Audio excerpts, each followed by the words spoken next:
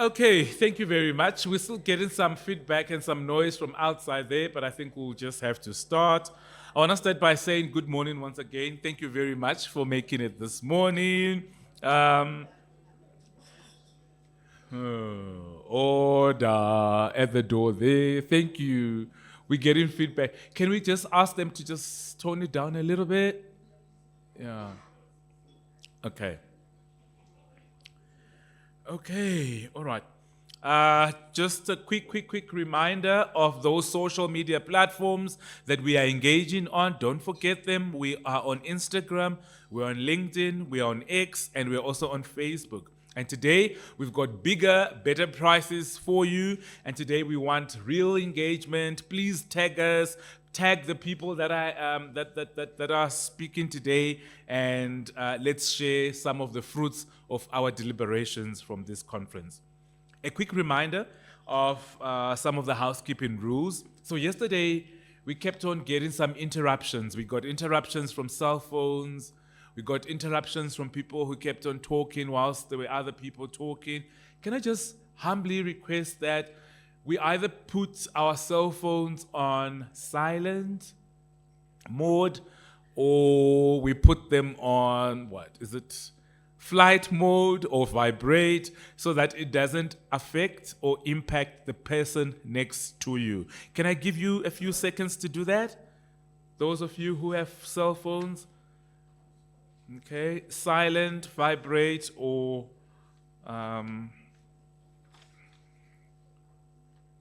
switch it off. Okay, those that can, all right? Reminder that the toilets are both on levels 5 and 6, and please be mindful that no smoking is allowed outside, right? And if you're on your laptop and if you're going to be getting into a meeting, please make sure that your audio is off. Those who've just arrived this morning, the Wi-Fi passwords are on the tables. Please scan the QR codes for the program, and tea and coffee will be at the back of the venue throughout the day, so please feel free to just pop in and help yourself. And if you need any assistance from the host, from the team is there and they'll be assisting you. I want to start by thanking our sponsor. So I heard last night was beautiful. Beautiful. We had a beautiful event. We had a beautiful gala dinner, and we want to start by thanking and acknowledging our sponsor for that gala dinner. And that gala dinner was sponsored by Technology from Sage. Let's give them a big round of applause and say thank you for their contributions. Well done. It looks beautiful. For those that missed it, please keep your eyes on the screens and the monitors. You'll be seeing some of the footage that came out from there yesterday. We also want to acknowledge our sponsors. This conference would have not taken place without the support of our supporters and sponsors. And we want to, again, thank Technology from Sage. We want to thank EBSCO. We want to thank Learning Curve. We want to thank Elsevier. We want to thank Learning Curve. We want to thank also WWIS. We also want to thank Gravett and UJ Press, Newsbank, and we also want to thank Springer Nature. Let's give them a big round of applause for all that they have done. Okay. And please don't forget, when you get a chance, let's interact with them and let's see what can come out of those conversations. I want to take no time, and I am going to introduce to you somebody who's very special, Professor Gravett, who is currently the acting Deputy Vice Chancellor for Research and Global Engagement. She's going to be addressing us this morning. And Prof, good morning, and thank you very much for saying yes to our invitation. May you please come to the stage. Give her a big round of applause.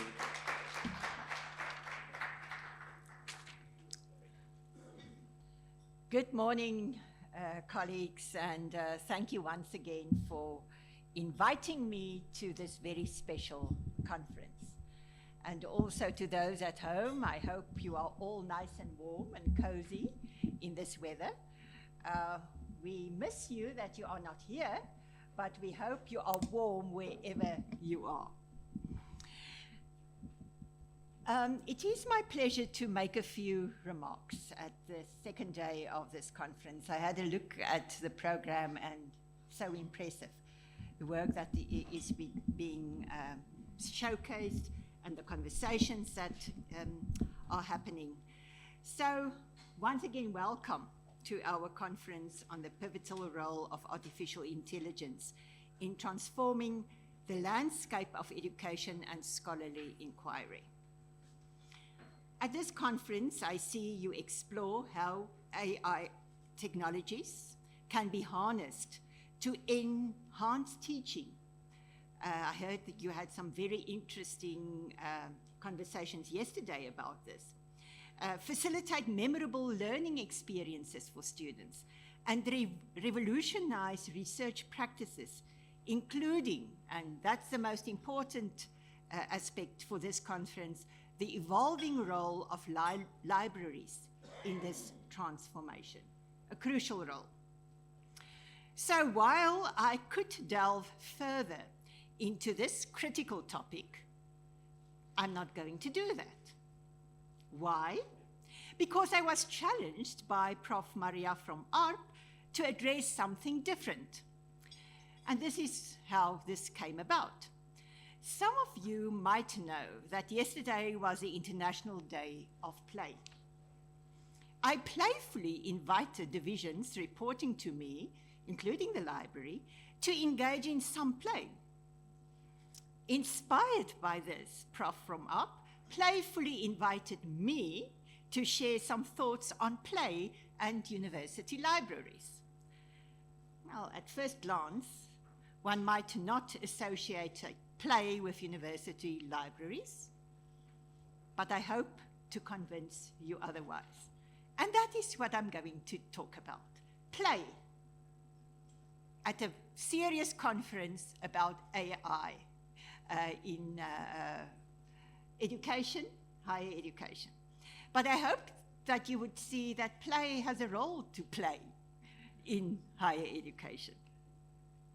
To begin with, I clarify two terms, playfulness and play, and their connection to creativity.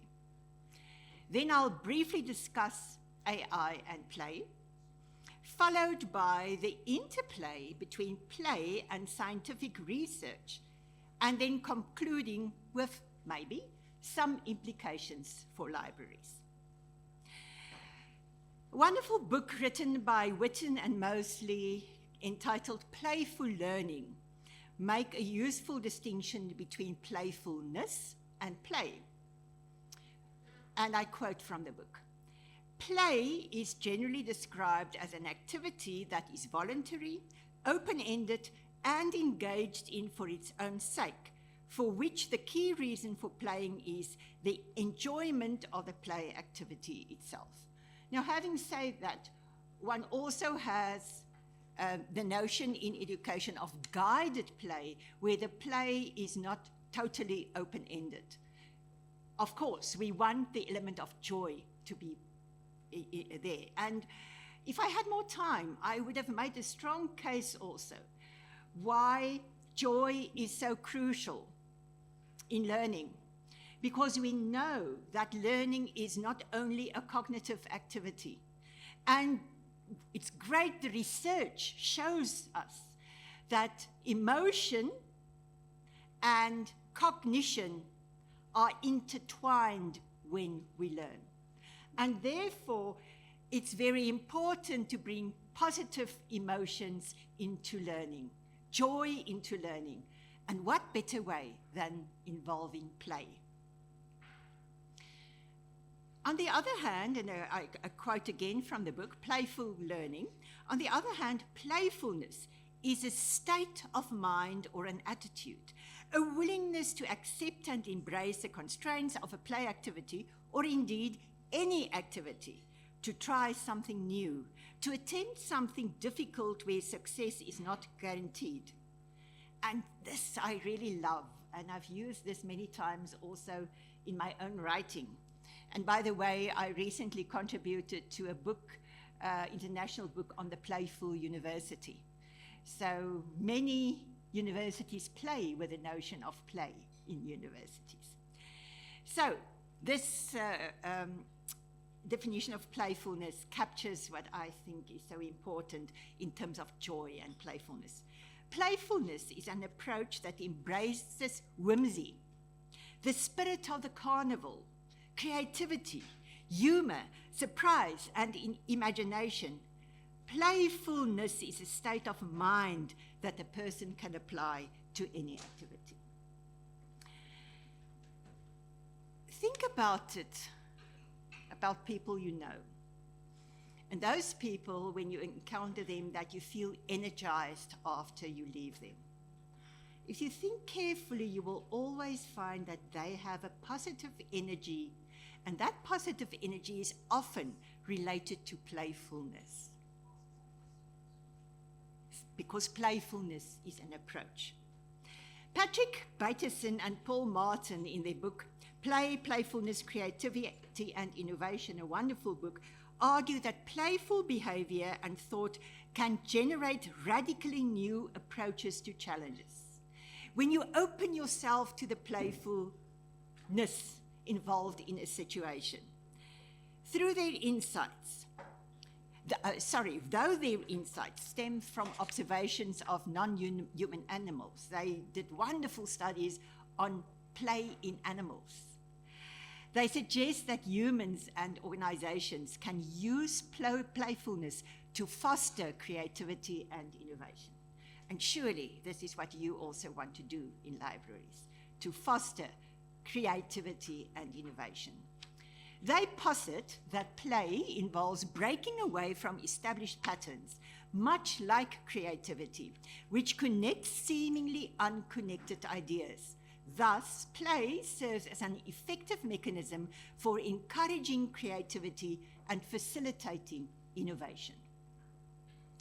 Now, let's bring in some playfulness here. I would appreciate it if you would turn to your neighbor, think for a moment, and share the most playful thing you've done recently. I'll wait.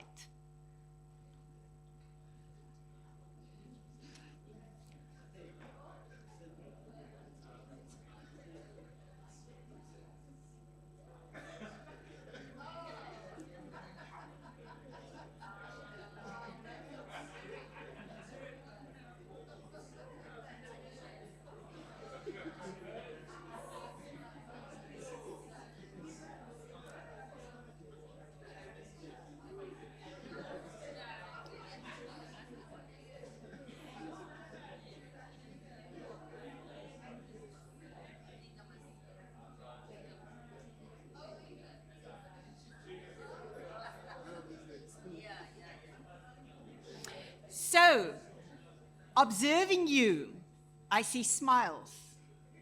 I see positive energy. And I am going to ask, who heard something unexpected or delightful that your neighbor shared with you? It would be great if one or two or three of you would share that with us. Who heard something unexpected or delightful? Great, Maria, let's hear.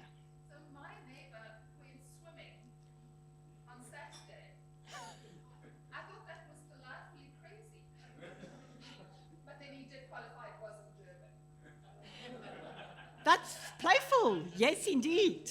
Indeed. Anybody else? Yes? Well, my PhD student, Isak, he indicated that he plays Lego. I love Lego. He plays with Lego.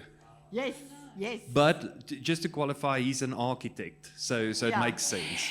Well, I'm not an architect, and I love playing with Lego. I think Lego is wonderful. A brief story about Lego. My husband really loves motorbikes.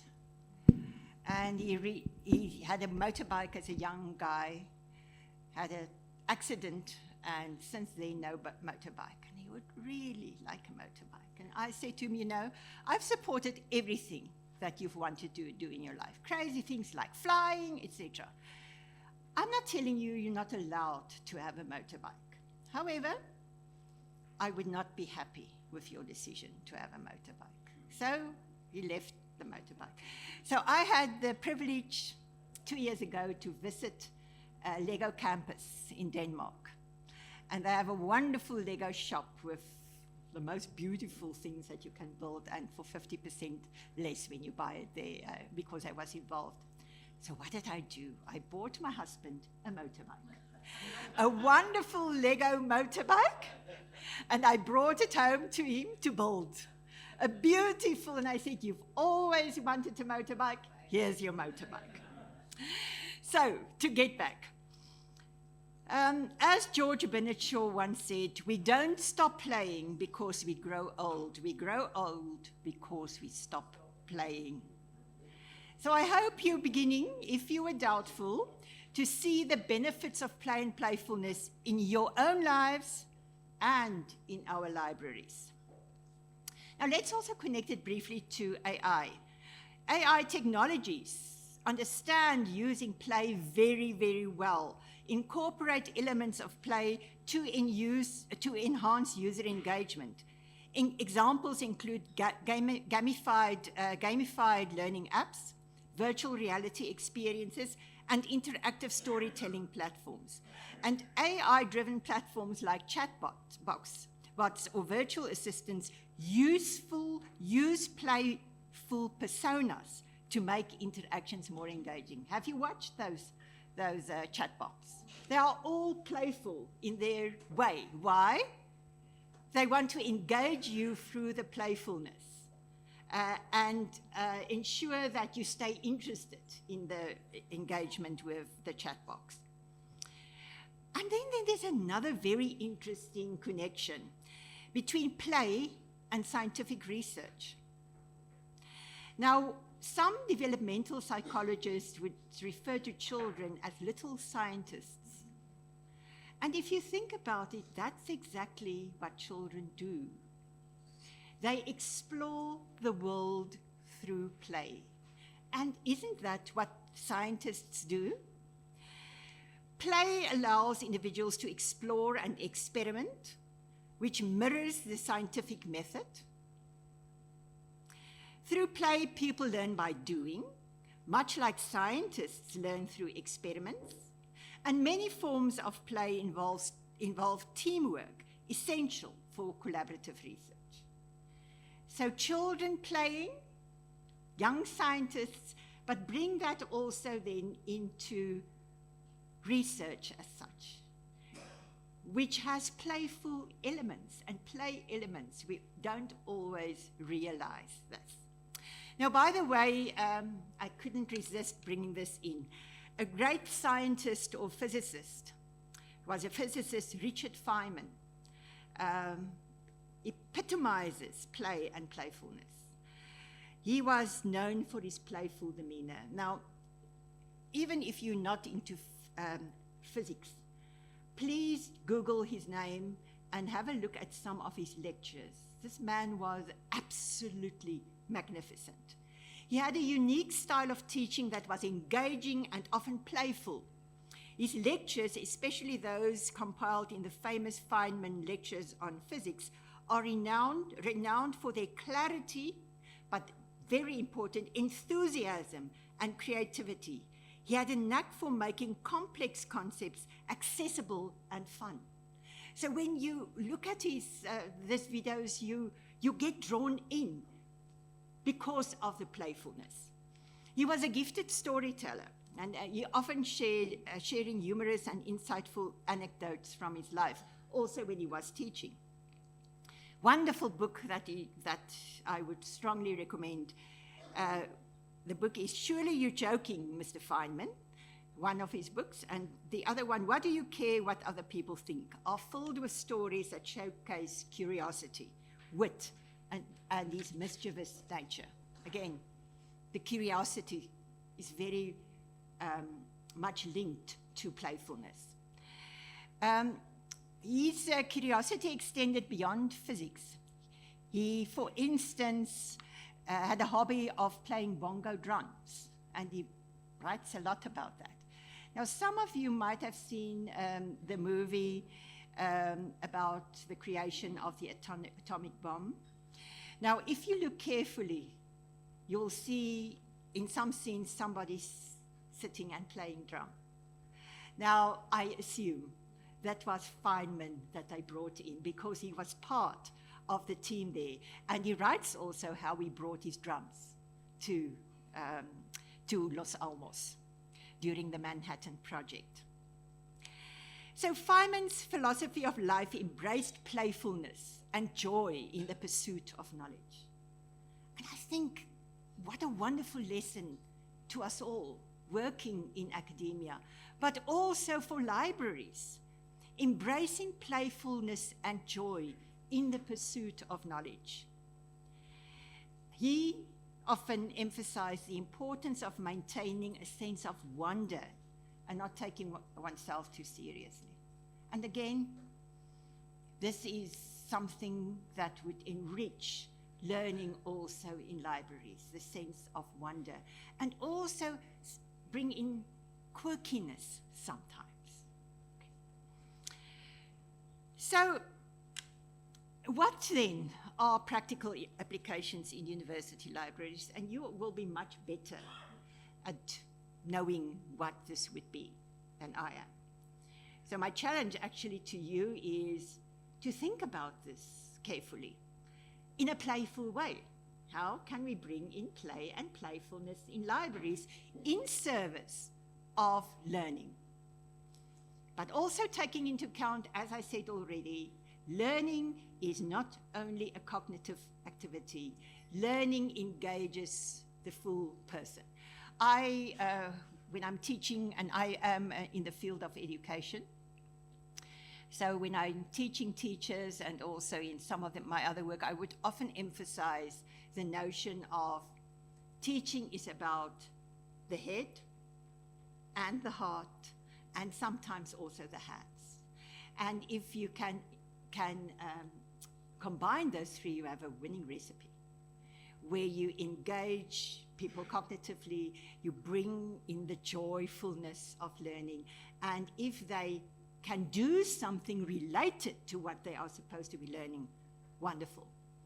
So, as I said, I can't tell you about practical applications, and I know some of this is already happening at UJ Library, but one, incorporating place spaces and tools, such as maker spaces, and that we have, and collaborative project areas. Now, here I want to emphasize that when I'm referring to spaces, great if one has a wonderful maker space.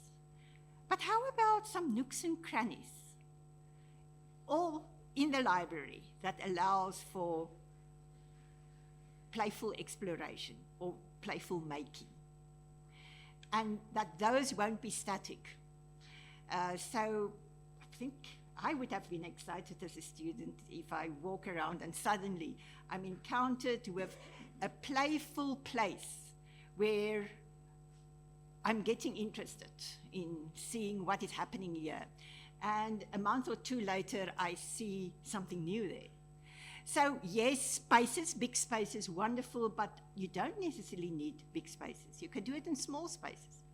But that requires creativity and playfulness of you who are working in libraries, how to do that. Interactive exhibits and playful installations to stimulate curiosity and engagement. Again, as I said, you don't need big space for that. Playful corners to improve brain function, reduce stress, and increase creativity. We also know when one is really working at very focused, and we hope many students are in the library and working very focused. It's wonderful to have a brain break, which is doing something creative and joyful for a few minutes before you return to your focused work. Is that possible in the library to create such playful corners? Puzzle corners, maybe not always realistic, but gamifying certain things within the library and having a space, and I know UJ, this library has a space also for where students play games, which is great.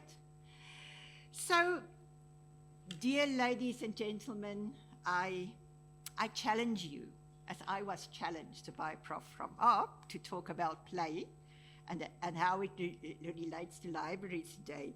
I challenge you to think about how you can incorporate more playfulness into your library.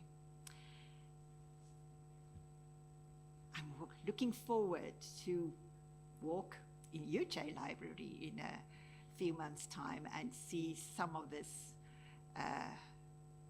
coming to life at UJ.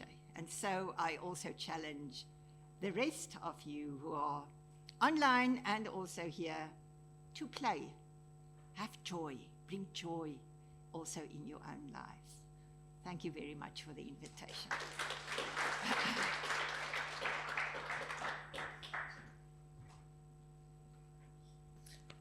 Thank you so much, Prof. Gravett. I wonder, does anybody have any questions for Prof. Gravett? We do have just a few minutes before we move on to the next of our presentations.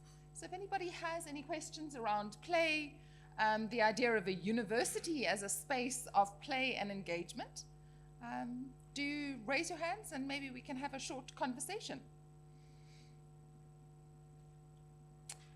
So I'm not seeing any playful hands. I'm only seeing some serious faces. Yes, Albrina. Yeah. Thank you, Prof. Gravett. And as you were speaking, I was actually thinking, and I would like to challenge the library staff and also say to Maria, I think we do have a perfect space for this. And we call it the where the UJ talks normally happen, amphitheatre. On the first floor, we have a beautiful setting of round chairs, and I think that will be so perfect for a play area. Thank you so much for the great idea. So perhaps what we need to do is a Lego drive and try and get everybody whose children have now left home to donate Lego.